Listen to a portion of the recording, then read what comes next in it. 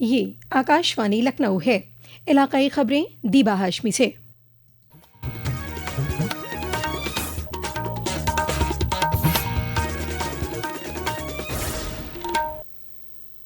आज वजीर आजम नरेंद्र मोदी ने 71,000 से ज्यादा उम्मीदवारों को वर्चुअली तकर्रुरी लेटर सौंपे। ये प्रोग्राम पूरे मुल्क के 45 मकामात पर मुनक़िद किया गया। उत्तर प्रदेश में लखनऊ और प्रयागराज में ये प्रोग्राम मुनक़िद किया गया। लखनऊ में ये प्रोग्राम मरकजी रिजर्व पुलिस दस्ते के अहाते में मुनक़िद किया गया, जहां प्रोग्राम में मरकजी वजीर कीर्ति वर्धन सिंह मौजूद रहे, जहां 1300 से ज्यादा उम्मीदवारों को तकर्रुरी लेटर सौंपे गए। जबकि प्रयागराज में मरकजी वजीर अनुप्रिया पटेल के जरिए तकर्रुरी लेटर तकसीम किए गए।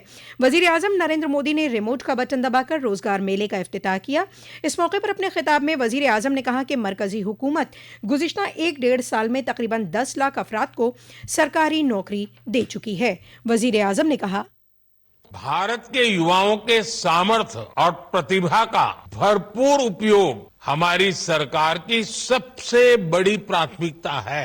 रोजगार मेलों के जरिए हम लगातार इस दिशा में काम कर रहे हैं। पिछले 10 वर्षों से सरकार के विभिन्न मंत्रालयों, विभागों और संस्थाओं में सरकारी नौकरी देने का अभियान चल रहा है। आज भी 71,000 से ज्यादा युवाओं को नियुक्ति पत्र दिए गए हैं। देश में न केवल लाखों युवाओं को सरकारी नौकरियां मिल रही हैं, बल्कि ये नौकरियां पूरी ईमानदारी और पारदर्शिता के साथ दी जा रही है। वाज़ेह है कि तकर्रुरी लेटर मरकजी हुकूमत के मुख्तलिफ महकमों, नीम फौजी दस्तों और नेशनलाइज्ड बैंकों में तकर्रुरी हासिल करने वालों को दिए गए हैं।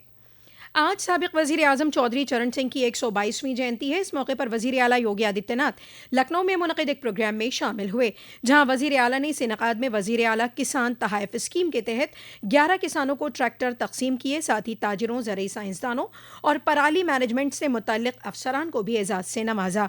इस दौरान वजीर आला ने अपने खिताब में कहा कि ये जितने भी काम डबल इंजन की हुकूमत कर रही है, वो वजीर आजम की क़यादत में कर रही है।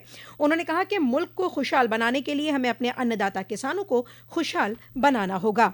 उन्होंने कहा, जो प्रयास 2014 से प्रारंभ हुआ वह भूतपूर्व है। वह सॉइल हेल्थ कार्ड की व्यवस्था हो, उन्नत किस्म के बीज उपलब्ध करवाने का कार्य हो, खेती को तकनीक के साथ जोड़ने का कार्य हो, या फिर किसानों के लिए किसान कृषक दुर्घटना बीमा योजना हो, प्रधानमंत्री किसान बीमा योजना हो, फसल बीमा योजना हो, कृषि सिंचाई की योजना हो, या फिर किसान सम्मान निधि। आजादी के बाद जिन बातों के लिए चौधरी साहब का कांग्रेस के साथ मतभेद हुआ था और वह किसानों का मुद्दा था, उन मुद्दों को पहली बार भारत की राजनीतिक एजेंडे का हिस्सा बना करके सरकार की प्राथमिकता का विषय बनाने का काम प्रधानमंत्री मोदी जी ने किया। साबिक वजीर आजम की जयंती के सिलसिले में इस मौके पर 23 से 25 दिसंबर तक अमेठी में किसान मेले का इनेकाद किया जा रहा है। इसके तहत किसान यौम एजाज मिलेट्स वर्कशॉप और रबी पैदावार सेमिनार का इनेकाद भी किया जाएगा। मेरठ में कौमी यौम किसान को SBI अन्नदाता महोत्सव के तौर पर मना रहा है, जहां इस मौके पर शजरकारी की गई। साथ ही deputy general manager Rajkumar Singh ने बताया कि SBI वजीर आजम नरेंद्र मोदी के किसानों की आमदनी दोगुनी करने के ख्वाब को मुख्तलिफ स्कीमों के तवस्सुत से शर्मिंदा ताबीर कर रहा है। दरियासना अलीगढ़ में भी आज साबिक वजीर आजम चौधरी चरण सिंह की जयंती पर मुख्तलिफ प्रोग्राम मुनक़िद किए जा रहे हैं।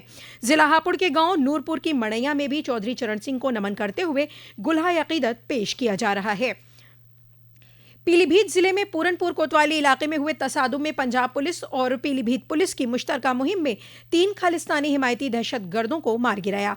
उनके पास से 2 AK-47 राइफल बरामद हुई हैं। पंजाब के गुरदासपुर में पुलिस चौकी पर हैंड ग्रेनेड फेंकने के मुलजिम बताए जा रहे हैं ये दहशतगर्द।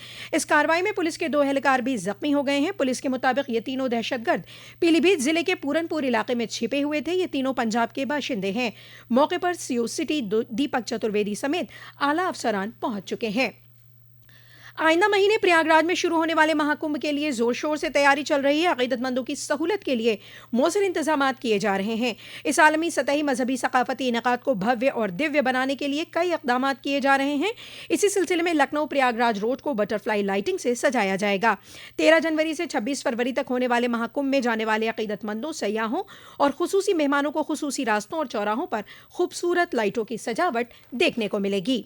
और उत्तर प्रदेश बास्केटबॉल टीम ने 41वीं national sub junior basketball championship में बॉयज कैटेगरी में गोल्ड मेडल हासिल किया है। इसी जुमरे में गुज़िश्ता साल इस टीम ने सिल्वर मेडल हासिल किया था।